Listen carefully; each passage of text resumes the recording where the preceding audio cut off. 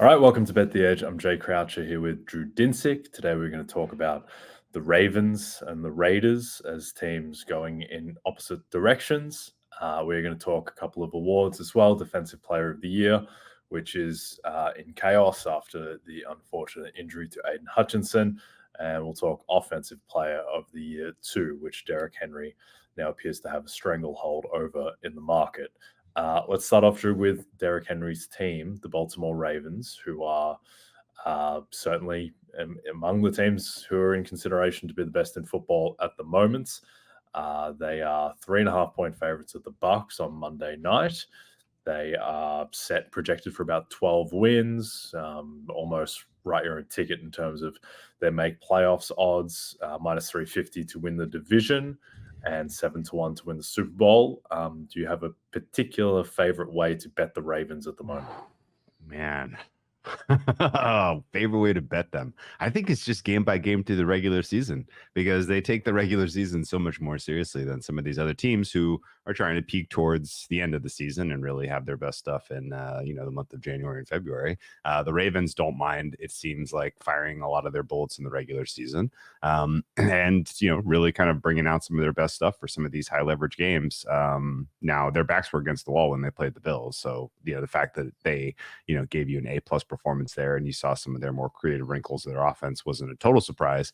But yeah, carrying that through the next couple of weeks here and really kind of how seriously they took that game against the Commanders, I think is just kind of signal that this is now your sort of the regular season juggernaut we've come to know and respect under John Harbaugh. I would to the top of the comment you made, I have no problem at all right now rating the Ravens as the top team in football. When the Niners get presumably, if they get Christian McCaffrey back and Drake Greenlaw back, then I would put the Niners above the Ravens, but don't really have any issue right now with them being 1A, 1B with San Francisco as far as a power rating goes for handicapping purposes. I think they're probably just a hair under 5 points better than an average team on a neutral field.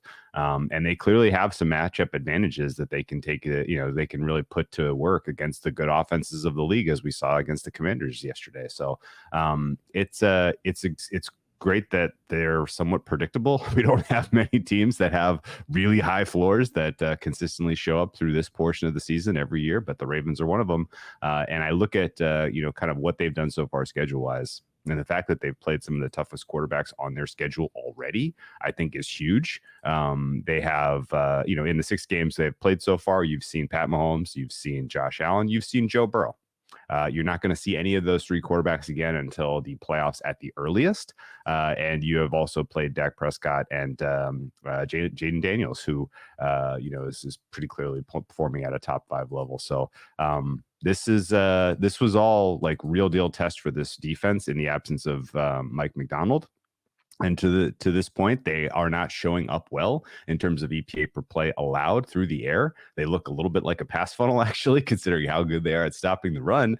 But I think that's a lot of reflects the opponents that they've played to this point in the season. And after they get past this Buccaneers game on Monday night, where, again, they're going up against a veteran quarterback who's slinging it right now and a bunch of weapons who are just absolutely nasty in the passing game, it gets real soft all of a sudden. You get Watson, you get Bo Nix, you get Burrow comes back, but he's coming to Baltimore now. Then you get presumably Fields. You get a Chargers team that has no real weapons. You get a Hurts offense from the Philadelphia Eagles, who's just not that scary yet, and then maybe that changes by the time we get to December. But it feels to me, at least, like the difficult portion of their schedule is a little bit in their rearview mirror. And other than the kind of inexcusable loss to the Raiders, they've comported themselves fairly well. Like, this could be an undefeated team right now if the ball bounces a little differently in the first 2 weeks of the season. So I looked at their game yesterday, and I thought you got an absolute beautiful performance out of Daniels and the Commanders in comeback mode. But it wasn't enough to even cover a 6.5-point spread. If it wasn't for the Nate Wiggins pass interference penalty, that's a double-digit walk-in win for a Ravens team that is, up against a feisty opponent. So they're for real. I think they're absolutely in the mix for a 1 seed. I think they're absolutely the team to beat in the AFC North. And I think that, it's fascinating to me the question about Lamar Jackson MVP, because he would not have been my pick last year. He would not have gotten my first place vote if I was a voter. I think he basically was the recipient of the award because the Ravens as a team were dominant. And he is playing substantially better this year.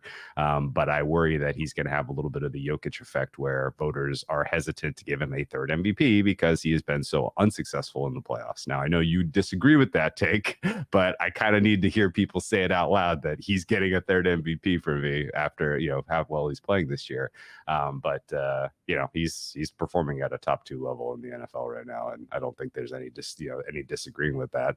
I will say that the fact that he doesn't have any wide receivers that can create separation is maybe a longer term problem, maybe a postseason issue that kind of stands out to me, because when he's up against elite coverage like the Houstons and the Kansas Cities of the world are capable of producing, then I think they could find themselves in some trouble come playoff time. But this looks like an absolute regular season juggernaut to me for the next 2 months at least.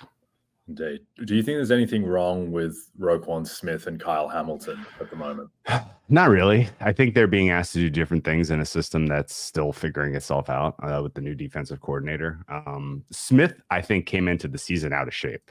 That's my read, at least. He got a terrible grade from PFF in that Kansas City game. And I watched that tape a couple of times, and I watched it recently because I was like, why was it again that Smith got dinged so hard in that game? He's still an unbelievable run stopping force, but he's not quite the same magnitude of pass defender that he was last year. Hamilton somewhat similarly, but I'm inclined to believe that it's still the fact that the system has work to do, and it's also a product of who they've played. Going up against the Mahomeses and the Allens and the Burrows of the world, like, I feel like any defense would look pretty bad on paper if that's, if you had played the schedule the Ravens have played so far. And so I'm fine giving Smith a pass. I think he still has, elite God tier linebacker play in him as we get to the meat of the season. Yeah, no, I think that's fair. All right, well, let's pivot to a team that doesn't have God tier anything in them right now, but they did beat the Ravens in week 2, and that's the Raiders. They're 5.5-point dogs at the Rams, which is kind of galling and terrifying that the Rams are 5.5-point favorites over anyone in their current state. They're 11-1 to make the playoffs, the Raiders. Their win total is 5.5. Do you think this is the worst team in football at the moment? No, not at all. They're bad, but not the worst team in football. I mean, here's the thing though. Like, my numbers are really, I struggle mightily to come up with a fair price for the Raiders. I think almost every week this season, I've been over market. But I haven't pulled the trigger because I wasn't inclined to get involved with the Gardner Minshew experience. And I wasn't inclined to get involved with the Aiden O'Connell experience last week. But yeah, I'm very much struggling to price this team because I think that their skill position group is better than plenty of other units out there. I think that their offensive line is not like anywhere close to the bottom 3 in the NFL. The quarterback play is atrocious, but it's better than what you're getting in Cleveland. It's better than, it's more dangerous than what Denver can produce. It may be better than what New England is capable of producing long-term if they're going to be as turnover prone. So, I'm right now rating the Raiders offense as 30th best in the NFL. So clearly terrible, but still better than some. And the defense has bright spots. I mean, Max Crosby is still, he's still an elite player defensively, even if he is not capable of doing it 100% by himself and has maybe taken a small step backwards this season. But their coverage is fine. Their run stop has been disappointing. Their linebacker play in general has been disappointing. It's been inconsistent effort for the defense. I've felt like watching them this season. And but I think on talent alone and scheme in general, the defense has to be middle of the, just below middle of the pack. I would rate them, or I do rate them right now, 17th best defense as currently rostered. Not above average, but not dregs of the NFL by any stretch of the imagination. They're still tough to scheme against. There are answers you have to come up with for your offense if you're going to, defeat them on a given weekend. Pretty clearly there was a lot of voodoo involved with the final score and the margin for the Steelers. I don't know that game was as lopsided as the scoreboard would say, but it's still a Raiders team that's not especially well coached. The scheme offensively feels like it's like a Shanahan impersonation kind of. There's a lot of gimmicky, easy button stuff in there, but it's not cohesive to the tune of presenting a relatively easy to run offense for these quarterbacks. And it doesn't feel like AOC really has his entire head wrapped around what he's being asked to do, which is a problem if that's what you were going to continue to run out there with. Minshew obviously was a questionable signing in the first place. I think they pretty clearly thought they were going to get a quarterback to work with in the draft, and this was going to be a rebuilding kind of experimental type of year. It's turning into a rebuilding experimental type of year, but without the quarterback, which is a problem. And I think, the more the Raiders lose, the better they're off they're going to be, because, if they can position themselves to get a top quarterback in this next year's draft, then the real rebuild can start in earnest. Right now, outside of Brock Bowers, I'm not sure who I'm excited about on the offense long term, because it seems like Devontae Adams has quit on this team, and it seems like they have a little bit of tough time kind of fielding elite wide receivers. Indeed. Okay. We'll talk about Max Crosby in a different context of DPOY in a second. But firstly, this Sunday night, it's a showdown of two teams vying for position in a crowded group of AFC contenders. Catch Aaron Rodgers and the Jets take on TJ Watt and the Steelers in Pittsburgh. Coverage starts at 7 p.m. Eastern, only on NBC and Peacock. All right. Nice natural lead into Defensive Player of the Year, where TJ Watt is the plus 140 favorite. He is tier one by himself in the market, and I think probably in reality as well. Will Anderson, fresh off of 3 sacks, yes, on Sunday, he is the second favorite at 8-1. To be fair, he was going up against me and you at tackle, basically. Chris Jones 10-1, Nick Bosa 12-1, and then you get into the longer shots: Warner, Lawrence, your man Crosby, Xavier McKinney, Pat Surtain after getting concussed, which is kind of a double whammy, because I would expect that he's probably not going to play Thursday Night Football against the Saints, so he effectively misses 2 games. Do you think there's a bet to be made in this market at the moment? I do. I need your take on it, though. Sure. So I would, and again, I've said this before in life, and I've regretted it. I would be happy to write these prices for TJ Watt. I don't think that this is real at all. And I think there are some sincere questions about the Steelers carrying this success forward, and specifically him being able to have the counting stats at the end, because he's not really accumulating them at the rate that he would need to, I think, to distinguish himself. Now, DPOY has almost always been a very tough, it's like an elite club to break into to be a candidate. And if you don't start the season as people thinking you are already there, then it's tough to, kind of ascend to that level. And the fact that TJ Watt was in sort of the top tier with Garrett and Parsons to start the season, and the fact that he's the last man standing, really. I know that Garrett is still standing technically, but certainly the way that team is accruing wins at a 1 in 6 weeks type of rate, that's not going to be enough to get him into the conversation, I don't think. And so I think Watt is at the top of the board just sort of by default, and I have very, very, very skeptical expectations that he's going to be carrying this forward. So I would happily write any type of plus 100, plus 125, plus 150. I would happily write any of those prices if I was making a book on Watt, because I think that that next tier of players is going to run him down. I look at 2 guys in particular as sort of the likely candidates to consider here. Will Anderson Jr. would not be one of them for me. I know he had just recently had a splash game, but I think in general, I don't know that he's going to be able to distinguish himself from the other kind of very good players, let alone the elite. And so I would look at the next tier, which includes Chris Jones and Nick Bosa. Now, Chris Jones is fascinating to me because, again, if we held this vote today, and I was a voter, I'd probably vote Jones. He has been the most outstanding in the elite moments, the high leverage moments of games. He has been the guy that has specifically put his thumb on an offense to give the Chiefs wins. He is more responsible, or as responsible, I guess, as anyone else, He's more responsible than anyone else who's not Pat Mahomes for the Chiefs being undefeated at this point in the season. And I would expect that, he continues to have huge moments and huge games for the Chiefs as they, kind of march their way towards, a top seed in the AFC. So Jones is viable, but he will also suffer from the counting stats standpoint, where it's just tougher for a defensive tackle to break through. Edges just have, more opportunity for the pressures and sacks and chaos plays. And that's where I land on Nick Bosa at 12-1. Okay. Yeah. Bosa, I think, is the guy. Okay. He was completely dominant against the Seahawks with 14 pressures. Is there any reason you think he's more likely to win than his teammate? Boy. That's a very tough question, man. Do you think Fred Warner is the better bet? I just think that they're pretty close. I mean, they're priced as close as well. They're completely different types of cases. Bosa, in theory, has an easier pathway to louder moments just because sacks are the loudest thing in this stats, unless Fred Warner starts running back pick sixes with regularity. To your point about Watt, I agree. I think there's a couple of things can be true.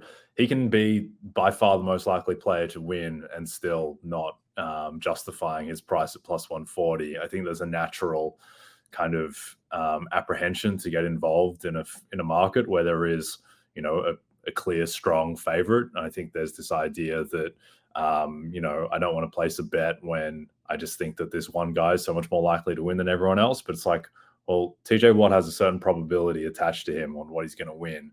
On how often he's going to win this award, and you have to reallocate, or you have to allocate the rest of the equity within the market somehow. And I don't think TJ Watt is more than a 50% chance to win the award. So, Right. like at absolute worst, you have 50% of the rest of the market that you need to allocate probability wise. And Aiden Hutchinson going down is like completely revamped the entire market, because he was someone who I think was beyond just probably being, I think, jointly the most likely player to win with Watt, and I probably would have had him above Watt had he gotten through that game against Dallas. But he also Hutchinson, what he was doing in this market was he was creating this very high statistical floor, because Aiden Hutchinson was just going to get 17 sacks or whatever. He had 7.5 through 5 games. And so I think that him getting to 17 sacks or whatever was going to be a very high floor case. Now that's gone, and TJ Watt is the favorite. He has 4.5 sacks in 6 games.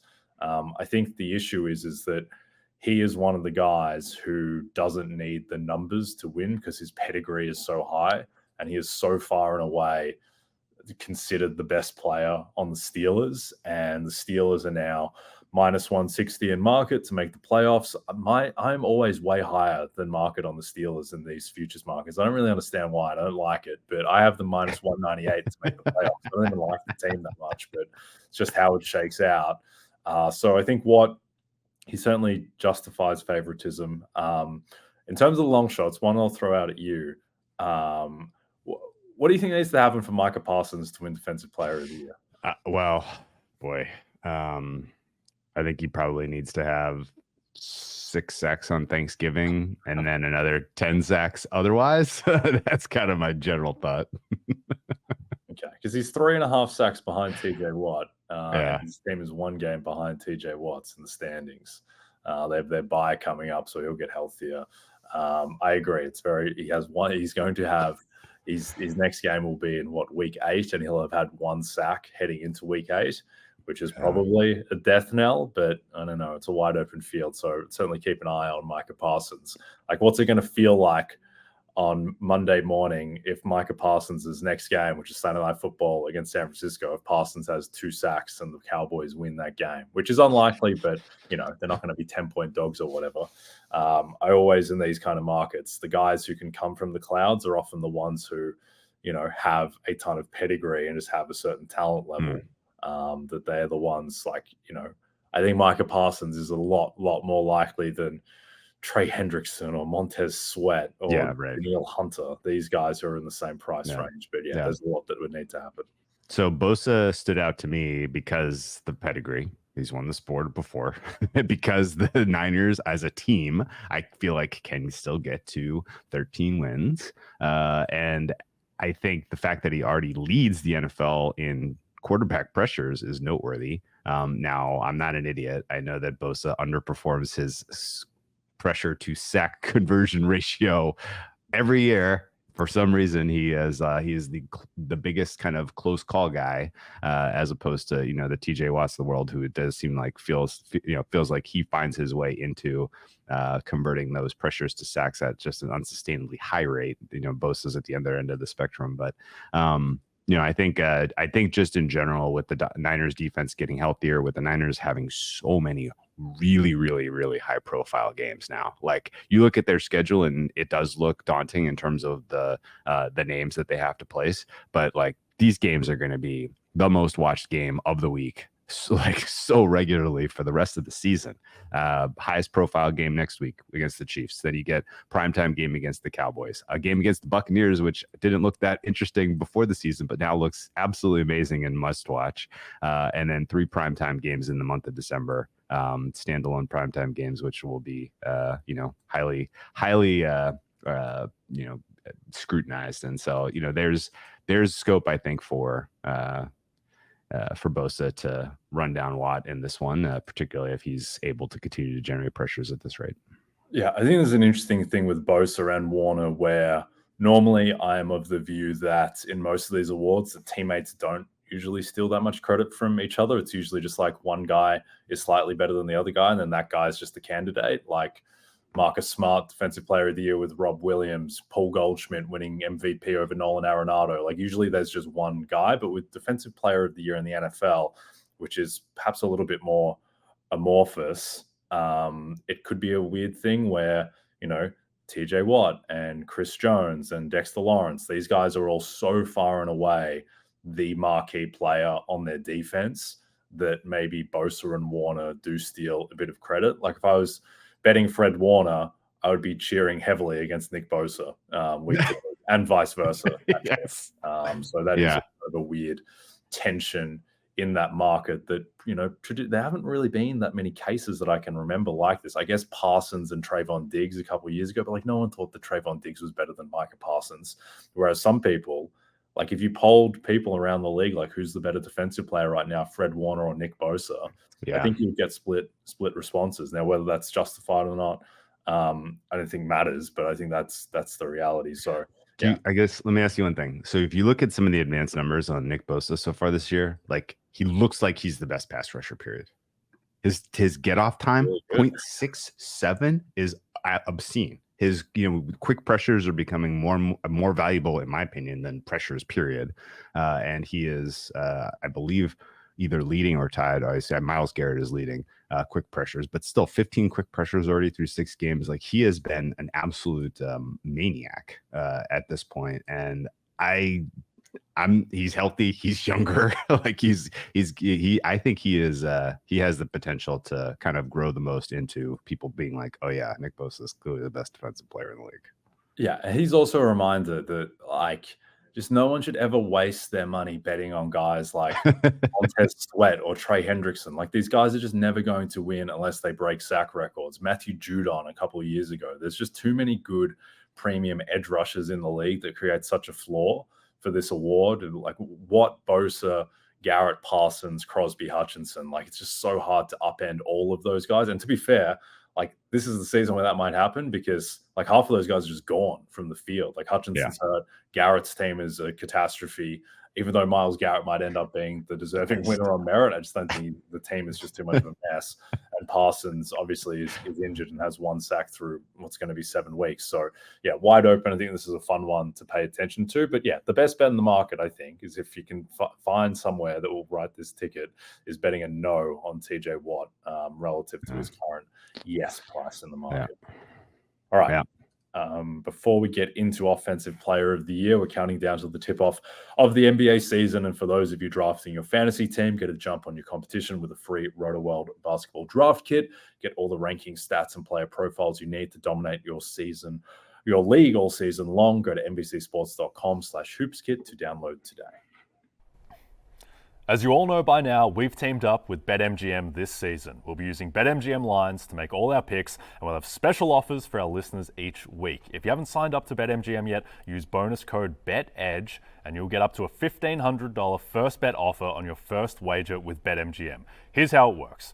Download the BetMGM app and sign up using bonus code BETEDGE. Deposit at least $10 and place your first wager on any game, and you'll receive up to $1,500 in bonus bets if your first bet loses. Just make sure you use bonus code BETEDGE when you sign up. See BetMGM.com for terms. 21 plus only. U.S. promotional offers not available in New York, Nevada, Ontario, or Puerto Rico. Gambling problem? Call 1-800-GAMBLER. Available in the U.S.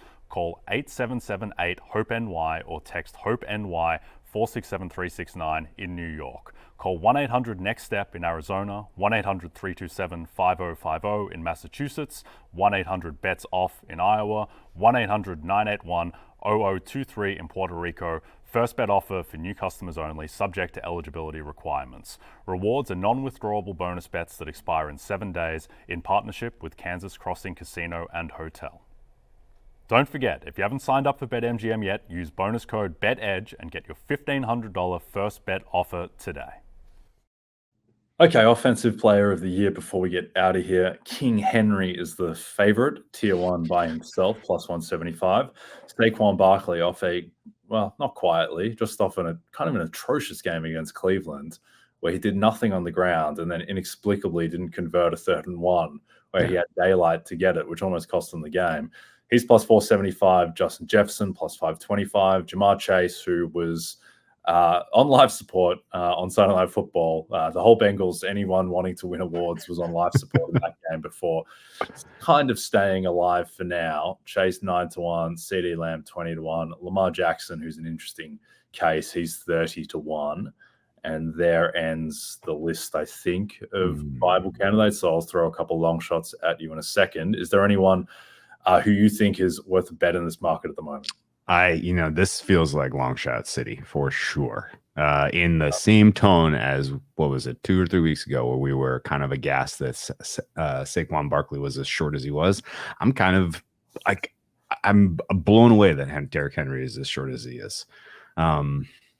This awards market always feel like the pricing always feels like heavily recency bias influenced by fantasy manager brain, which annoys me. Like, I don't think of these guys' contributions to the game in the same way that people who play fantasy football do at all. And so the idea that Derrick Henry would be in any way considered an important offensive piece to the to the Ravens' success over Lamar Jackson this year is just, I will never get there. I'm never going to get there. I don't care if he has 2,000 yards this season. I'm still going to be like, well, yeah, it's because Lamar Jackson's the quarterback. So yeah, I am always blown away to see guys at these kind of a price range at the top of the board at this point in the season. And so Henry at plus 175 is like the most obvious bet against of any award right now, I think. Barkley as a bet against at even 475, I think, is also fair, because he is, as he is proving, very boom or bust. And when he has weeks where he busts, like, he's going to drift. The next tier of like wide receivers, I'm finding incredibly like uninspiring. I wanted to kind of come and bang the table and make a case for Justin Jefferson, but the underlying stuff from him this year has not actually been as good as I expected it was going to be when I dug in a little bit. Similarly for Chase, these guys are, kind of, I think, a little bit propped up by reputation in this market, as opposed to actually being able to realize win-ins in in this category. And so if I'm kind of cool on the running backs and I'm cool on the wide receivers, I'm tricking myself again into believing that a quarterback could win this award. And the obvious answer right now is Lamar Jackson. This kind of pairs with my MVP thoughts from off the top, where even though he deserves the consideration, in my opinion, he's probably not going to get a 3rd MVP this year. But the consolation prize might be OPOY for him if the Ravens are a top 2 seed, which I would right now project they will be. Yeah, I think the issue with the quarterback winning is now that it's ranked choice. I think quarterbacks had much more of a chance to win when it was first place votes only. I think there are just so many people now, and people have said this publicly, that they view this as the best non-quarterback offensive player award. And so I just think that there's just going to be a lot of times where, even if a lot of people do vote Lamar Jackson first, I just think he's going to be off ballot a ton. Yeah. Now, might not shake out like that. Discourse might change around the award. I think the most interesting problem to solve in the award is trying to figure out what happens if there are no inspiring skill position player cases, which I think outside of Henry is very much in play at the moment from a statistical perspective. Like, what happens if no receiver tops 1,650 receiving yards and no running back gets to 1,500 yards? Like, what happens there? Does that mean that it goes to just the best running back, wide receiver in a poor class? Or does that mean that there is a shift to saying that Lamar Jackson is the first player in NFL history to have 4,000 passing yards and 1,000 rushing in the same season? And because of the rushing, he feels more offensive player of the year-ish than, a pocket passer or whatever. I don't know. But that is an interesting one. I think that's very much within the realm of possibility. This award has been about statistical production and historical statistical production for the most part, and Lamar going 4K, 1K, which I know it's not like people are counting down the days until Lamar Jackson goes 4K, 1K. Like, no one would even know. I guarantee no one knows that's not been done before, but it will become a little bit of a story if that happens. So I think he is certainly the most likely of the quarterbacks to win if anyone does. I disagree a bit on the vulnerability of Henry, just because, I agree with you. I think he's a product of Lamar Jackson. I would vote for Lamar Jackson over Derrick Henry for Offensive Player of the Year, but this is a fantasy award. This has always been about statistical drive. Like, DeMarco Murray won Offensive Player of the Year. Like, DeMarco Murray wasn't the best offensive player in football. He just had the most yards and he had the most fantasy production. And so I think that Henry, it's so weird that a guy could win Offensive Player of the Year when he plays 50% of the snaps. But right now he's pacing for 2,000 rushing yards and over 20 touchdowns. He can slow down that pace by a good amount and still win the award. If he's 700 rushing yards and 20 touchdowns, then that's probably just your winner. He is a legend of the game. He has pedigree. He has a lot of story as well. And I think he does add an extra dimension to this Ravens offense they didn't have last year. Derrick Henry's still really good.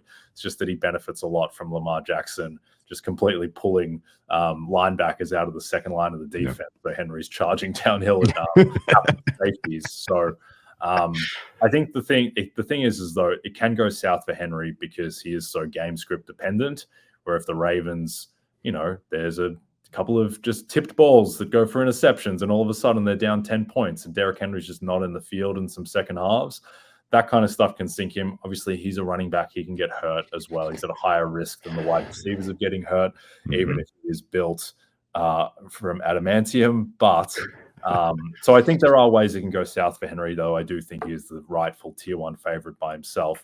A couple of long shots I'll throw at you. One of them I don't really believe in. The other I do. The one I don't believe in is Chris Godwin, who is 40-1. He is the third leader in receiving yards at the moment. He is second in PFF grade. It just doesn't feel like Chris Godwin's going to win Offensive Player of the Year. But if he keeps kind of hitting these outlier outcomes with his yak, then maybe he can get to a statistical level where it becomes undeniable. I just don't think it's going to happen. The one I'm more interested in, though, and be interested for your thoughts, is Drake London, who is 6-1. He has had 35 targets the past 3 weeks. He had a 35% target share against the Panthers. It seems like he is the clear alpha of this offense. He's playing more than 40% of his snaps in the slot. He's become the kind of Cooper Kupp in this Zach Robinson offense. I don't think the Falcons are all that good, so I think they will be throwing a fair bit. And I think there is upside just with the kind of variance of Kirk Cousins in on a new team, getting healthier off the injury in theory, that Drake London could be a guy who, is not Cooper Kupp 2021, because that was the greatest season a wide receiver has ever had, but that he could get in the mix. And I think he is more likely than a lot of the guys priced ahead of him. That's a reasonable case. If you were looking for a red team kind of a pushback, it would just be the Falcons aren't playing very many tough teams left on their schedule, and there might be some pretty favorable running states for them in second halves of games as they are putting away leads instead of in must throw mode. But his chemistry with Cousins is undeniable. That's a really nice one too, and Cousins is playing very well right now, and they have a very easy rest of their schedule. So not gonna shy anyone away from betting at that type of a price point. And I do think you should be looking for long shots like that. I don't think this is as likely. This is not a closed club like DPOY. It is literally who is going to produce the most. And CeeDee Lamb had an unbelievable final third to the season last year, to the point where he almost ran down Christian McCaffrey, who had a historic type of output as a running back and was effectively a unanimous choice. So I would not say that this will ever be an award that is decided after 6 weeks of football. I will also say that I agree with your points on Derrick Henry. Like, he is special, and he is awesome to watch. And I really hope he has 300 carries in him this year and never gets hurt. I have him right now projected to get to 1675. Which feels like a lot when you say it out loud, but that's he's banked 700 yards already in 6 games. Yeah. We're also looking at a small sample, which includes a game where he had an 87-yard run, though. So don't know if there's going to be any of those. That's kind of what he does, though, right? Not going to do it every game, obviously, but it is a feature. He's going to do it a couple times a year, and he might have already done it, though. So I would just say, though, that if there's any issues or problems with Henry, it could be that they might elect to try to get him more rest so that he's fresh for the playoffs. Like, I'm kind of keen to see if the Ravens do what the Ravens do every year and just leave it all in the field in the regular season, or if they start to kind of be a little bit more strategic about putting certain things away and saving it for the playoffs this year, because they need to take the next step in the playoffs. Like, they're out of excuses for not getting to a Super Bowl with this core. And I think, I would be a little bit keen to bet against Henry if it gets even shorter, and they are in a comfortable position to win their division, and maybe he starts getting a little bit more relief. So just maybe that would be sort of my sincere caution. And yeah, again, there's some numbers that are way down the board that I think are worth taking some swings on. And Drake London 66-1 sounds pretty nice to me. Yep. The other guy I'd throw out, and it's kind of even sickening to say it, but Bijan Robinson, I don't think is 100% dead in this market, even though he got out-carried by Tyler Algier. Just the level of talent that he has, and the Falcons, their super easy schedule. And if there is any reorientation towards Bijan going back to the 80% kind of carry share that he got in week 1 against the Steelers, then all of a sudden he would be in the mix again. And that would take either a couple bad weeks from Tyler Algier, a fumble from Tyler Algier getting hurt. I think in the current state of affairs, Bijan can't win when he's only playing 56% of the snaps like he did on the weekends. But he is the type of guy, when you're betting on long shots like this, you want to bet on talent upside. And I still believe in the talent of Bijan Robinson. I don't believe in the opportunity he's getting at the moment, but opportunity can be flexible, and that can change. So he would be the type of guy that I'd be looking at as well, though right now I prefer his teammate, Mr. London. All right, we are done for now. Don't forget to check out NBCSports.com for more information to help you with your wagers. If you're watching us on the NBC Sports YouTube channel, thank you very much. And don't forget to rate and subscribe if you're listening to us as a podcast. Also a reminder to find all your favorite NBC Sports shows on Amazon Music. Just head to amazon.com/NBC Sports. For myself and Drew, we'll see you soon.